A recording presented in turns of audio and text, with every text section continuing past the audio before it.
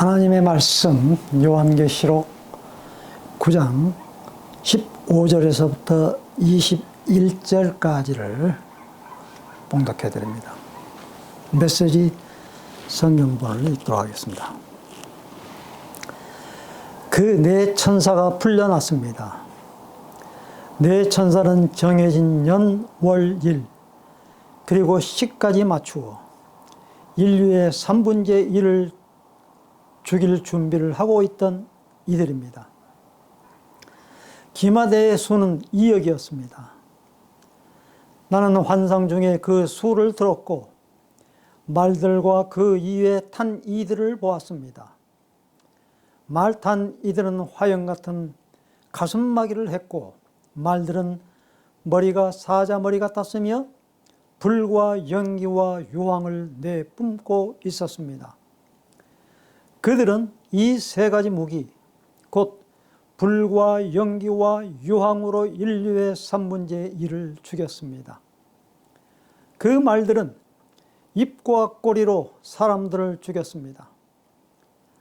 뱀 같은 그 꼬리에도 머리가 달렸는데 그것으로도 큰 해를 끼쳤습니다. 이런 무기의 죽임을 당하지 않고 살아남은 자들은 계속 전처럼 멋대로 살아갔습니다. 삶의 길을 바꾸지 않았습니다. 귀신들에게 예배하던 것을 멈추지 않았고 보거나 듣거나 움직이지 못하는 금, 은, 놋새 덩어리, 돌, 나무 조각들을 삶의 중심으로 삼던 것을 그만두지 않았습니다. 마음의 변화를 보여주는 어떤 기미도 없었습니다. 여전히 살인, 점치는 일, 음행, 도둑질에 빠져 지냈습니다. 거룩하시고 복되신 사랑의 주 하나님, 은혜를 감사합니다.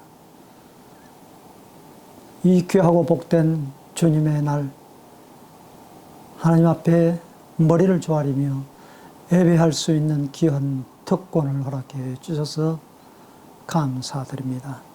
예배를 통하여서 하나님 영광 받아 주옵시고 오늘 주시는 말씀을 통하여서 저희들에게 놀라운 깨닫는 은혜가 있게 하여 주시옵소서. 종의 입술을 지켜 주옵시사 하나님께서 꼭 필요한 말씀만 증거할 수 있도록 저희 입술을 지켜 주옵소서. 흑암의 권세가 일절 틈타지 못하도록 주님 성령의 불담으로 지켜 주옵시고 오로지 주님 홀로 영광 받아 주옵소서. 어린 양 되신 예수 그리스도의 이름으로 간절히 기도 올려옵나이다. 아멘. 계시록 9장 15절에서부터 21절까지를 읽었습니다. 전부 다 읽어야 되겠습니다만은 후반 부분만 읽었습니다. 유브라데 강가에서 풀려난 네 천사에 대해서 말씀을 증거하려고 합니다. 요한계시록에는 참으로 천사라는 말들이 너무나도 많이 나옵니다. 그래서 이 요한계시록을 말씀을 강의하고 또 준비하는 데 있어서 참으로 많은 고민들을 하게 되고 또 여러 가지 많은 생각들을 하게 됩니다.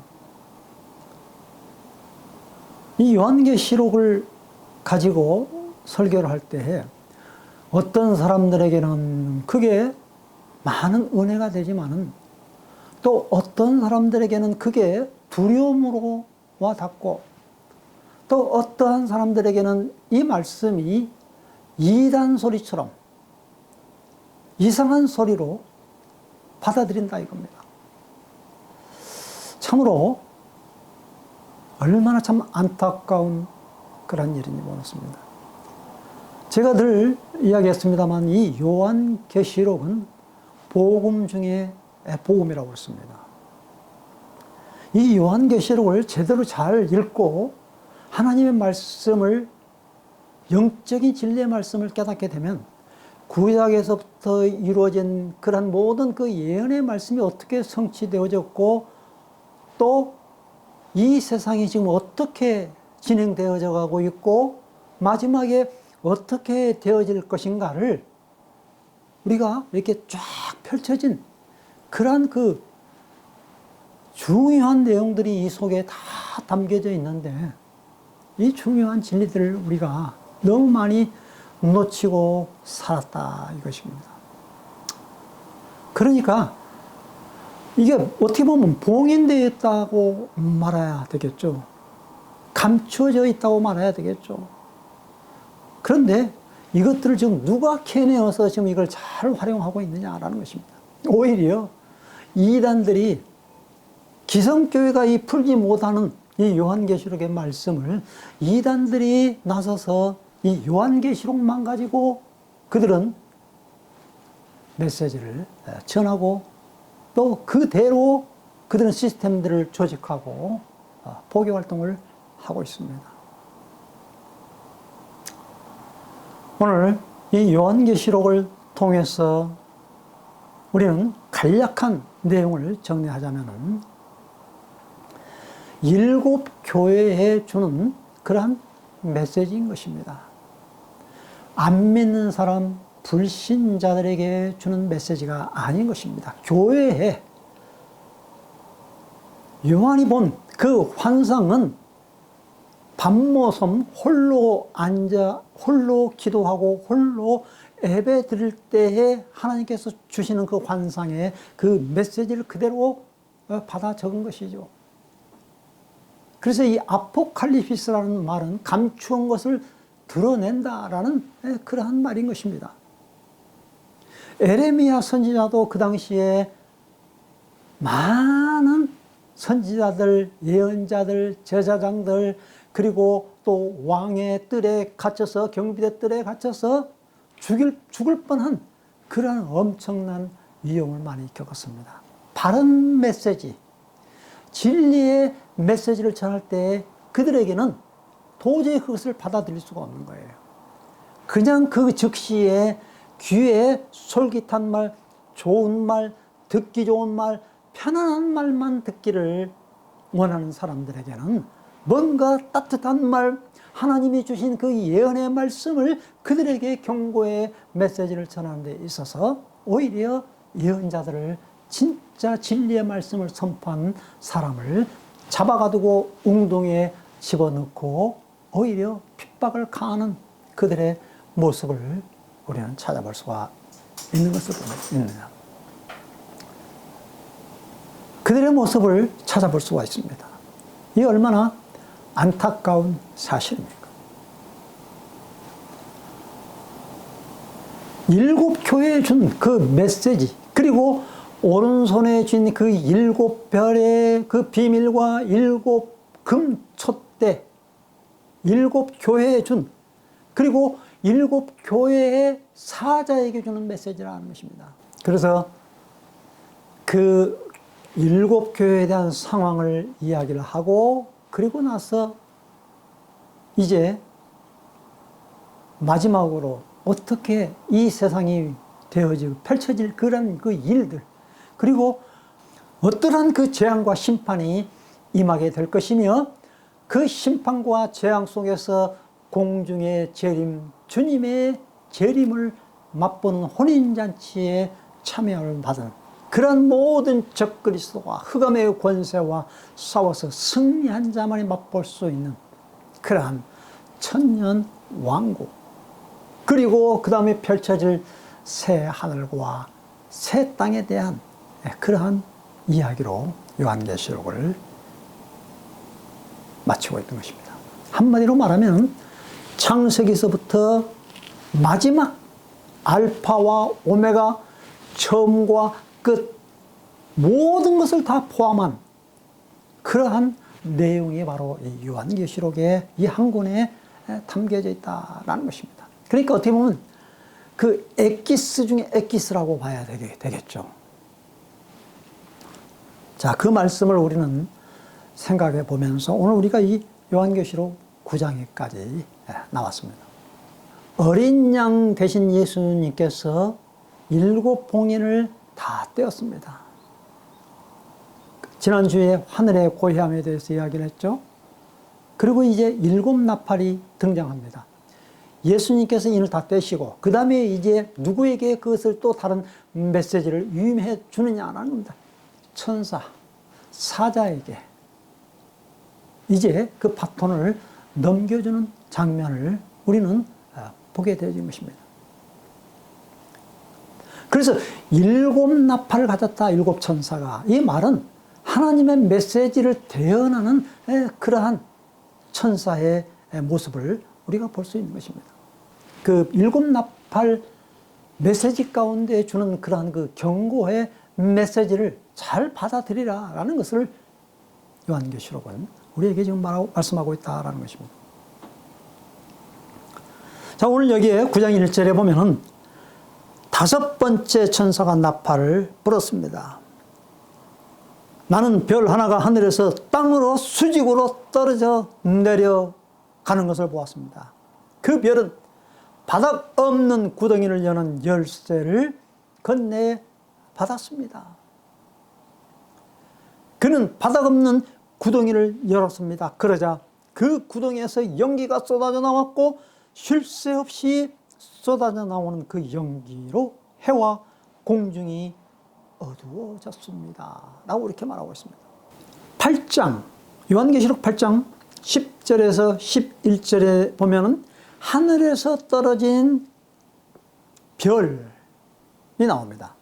그것은 강에 떨어지고 샘물에 떨어져서 그것이 쑥물이 되었다고 그랬습니다. 쓴 쑥이 되었습니다. 그 물을 마시는 사람에게는 독이 생명을 잃어버리게 되는 하늘에서 떨어진 별. 그리고 오늘 여기 9장 1절에서부터 하늘에서 수직으로 떨어진 별이 무정에게 열쇠를 받았다라는 것입니다. 이 얼마나 그 무정에게 열쇠를 여니까 그 구덩이에서 연기가 쏟아져 나왔고 쉴 새 없이 쏟아져 나오는 그 연기로 해와 공중이 어두워졌다. 영적인 어두움이 되어졌다는 겁니다. 그런데 그 후에 연기 속에서 정갈의 독을 품은 메뚜기들이 기어 올라왔다라는 것입니다.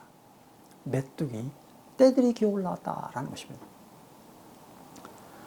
그래서 오늘 여기에 첫 번째 재앙에서 그 천사가 타락한 천사, 하늘에서 떨어진 천사의 그 모습이 무저갱을 여니까 그 무저갱에서 메뚜기 떼들이 올랐다는 거. 그런데 그 메뚜기 떼들의 그 모양을 한번 살펴보십시오. 어떤 모습인지. 그 메뚜기들은 전투 채비를 갖춘 말처럼 보였습니다. 그리고 금멸관을 썼고 사람의 얼굴처럼 그리고 여자의 머리카락을 하고 있었다라는 겁니다. 그리고 이빨에는 사자의 이빨을 가졌다고 그랬어요. 철로 가슴막이를 하고 있었습니다. 항상 그 전투, 싸우려고 하는 그러한 태세라는 겁니다. 한번 물어버리면 사자 이빨처럼 꽉 물어버리는 거죠. 그런데 또 날개 소리 한번 보십시오. 싸움터로 질주하는 그 마차, 병거가 지나가는 그러한 소리. 그런데 그 꼬리가 있는데 독침을 가진 정갈을 가졌다고 그랬습니다. 그 이름이 누구입니까? 바로 이들의 왕, 임금이 있는데 그 사람의 이름이 뭐냐? 파괴자라는 것이다. 파괴자. 아볼루온. 히브리어는 아바돈. 파괴자라는 것입니다. 자, 그런데 이것들이 어떤 피해를 입히느냐는 겁니다. 5개월 동안 사람을 괴롭히는 것입니다. 그것도 어떤 사람을 괴롭히느냐? 하나님의 입맞은 사람을 제외한 사람. 하나님의 입맞은 사람은 괴롭힐 수가 없는 거죠. 왜? 하나님이 이미 그 사람은 인을 쳤고 하나님에 소속되어 있고 하나님께서 이미 보호해 주시겠다는 그러한 표징 아니겠습니까? 그 사람을 어떻게 건들 수가 있겠습니까? 그러니까 하나님의 인을 받지 못한 사람, 그러한 사람들만 공격의 대상이다라는 것입니다. 사랑하는 성도 여러분, 우리가 사단에게 왜 공격을 당합니까? 왜 우리의 마음속이 괴로움과 왜 우리의 마음속에 번민과 왜 우리의 마음속이 이렇게 상처로 가득 차여 있습니까? 오늘 하나님의 귀한 말씀을 깨닫는 놀라운 은혜가 있기를 바랍니다. 아무리 나에게 상처 주는 말을 한다 할지라도 내가 하나님의 입맞은 그러한 사람이라면 그러한 것들이 우리에게 상처 다가올 수가 없는 것입니다. 해가 되지는 못하는 것입니다. 메뚜기 떼들이 아무리 독침을 우리에게 쏘아댄다 할지라도 그것은 아무런 우리에게 영향이 되지 않는다라는 것입니다. 누구에게 영향을 가하느냐? 입맞지 않는 사람에게 영향을 가한다라는 것입니다. 그래서 얼마나 우리가 하나님 앞에 입맞은 자라는 것이 중요한가라는 것을 알 수가 있는 것입니다. 마지막 이 종말 때를 살아가는 우리 사랑하는 성도들에게는 정말 하나님의 입맞은 자로서 우리가 살아가고 있느냐, 그것이 중요하다는 것입니다. 이게 바로 첫 번째 화이고요. 그 다음에 두 번째 화는 여섯 번째 천사가 나팔을 불었을 때 일어나는 그러한 현상입니다. 그것은 하나님 앞에 있는 그 금제단의 뿔들로부터 울려오는 그 음성이 여섯 번째 천사에게 그 말하는 소리로부터 시작이 되어지는 것이죠. 무엇하고 어떤 음성이 들려옵니까? 내 천사들 곧 큰 강 유브라데에 감금되어 있는 그 천사들을 풀어놓아 주어라. 그 유브라데 강에서 감금되어 있는 그 천사들을 풀어놓아 주게 되어졌는데 그 네 천사가 풀려났을 때 그 네 천사는 정해진 연월일 그리고 시까지 맞춰서 인류의 3분의 1을 죽일 준비를 하고 있던 이들이었던 것입니다. 오늘 우리 세계 인구가 80억 인구입니다. 그런데 여기에서 그 죽일 그 전투 준비를 하고 있는 기마병 수가 2억이다라고 그렇게 말씀을 하고 있습니다. 2억이라는 숫자를 들었고 환상 중에서 그 기마병의 말들과 그 위에 탄 이들을 보았는데 그들의 모양이 어떤 모양입니까? 화염 불이 불타는 듯한, 개혁성경에는 뭐 불빛 같고 자줏빛 같고 화염 같은 그러한 그 가슴 막이 고심경인가요? 그걸 하고 있었고 머리는 사자 머리처럼 하고 있었다라는 것입니다.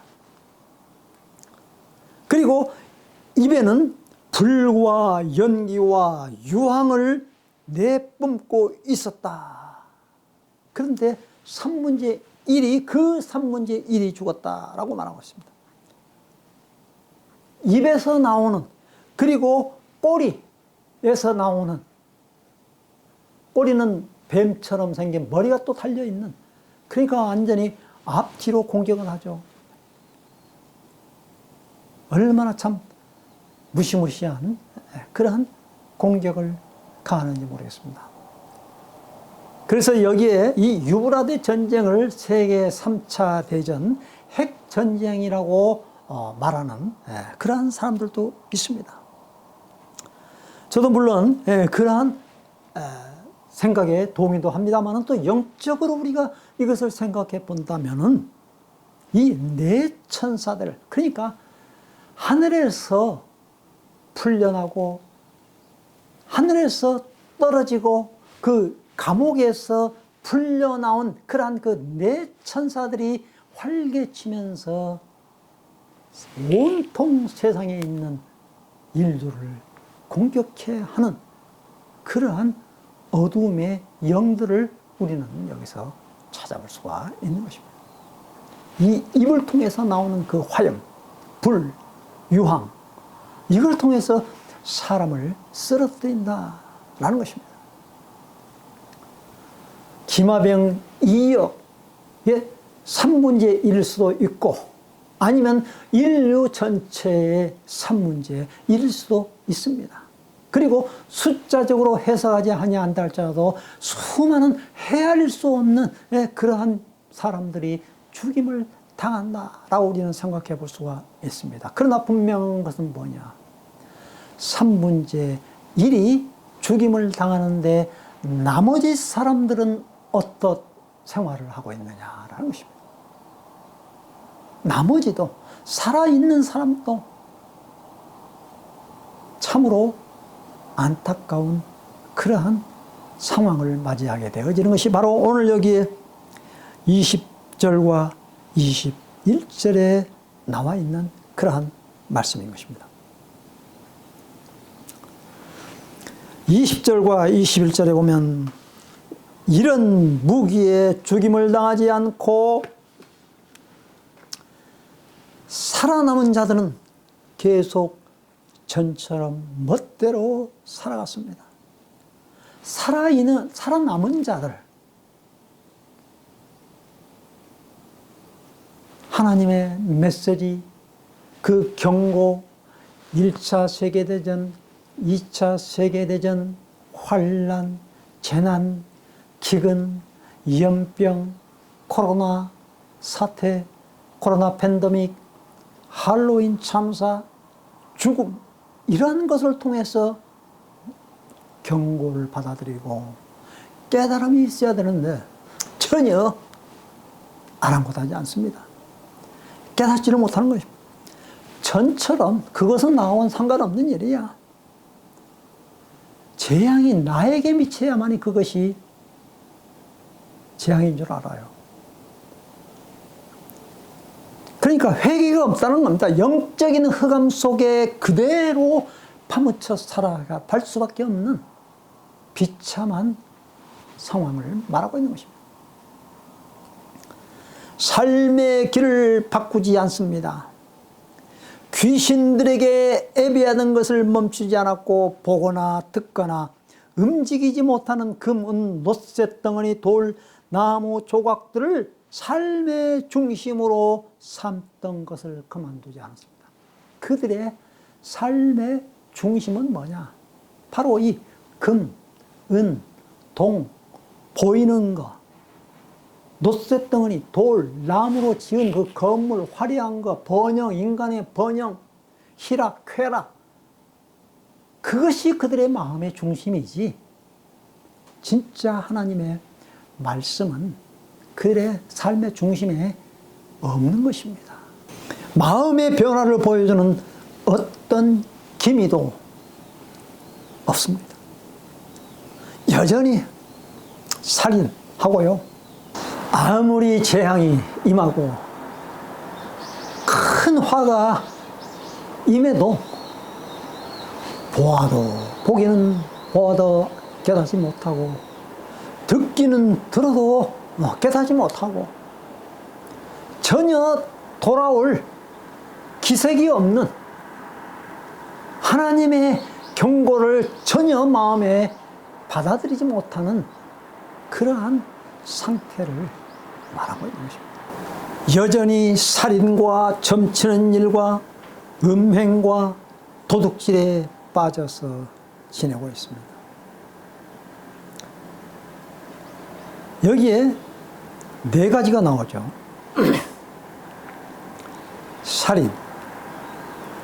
성경에는 형제를 미워하는 자에게는 살인, 남을 미워하고 하는 그러한 마음을 우리 성경에서는 살인한 자와 똑같다라고 그렇게 말하고 있는 것입니다.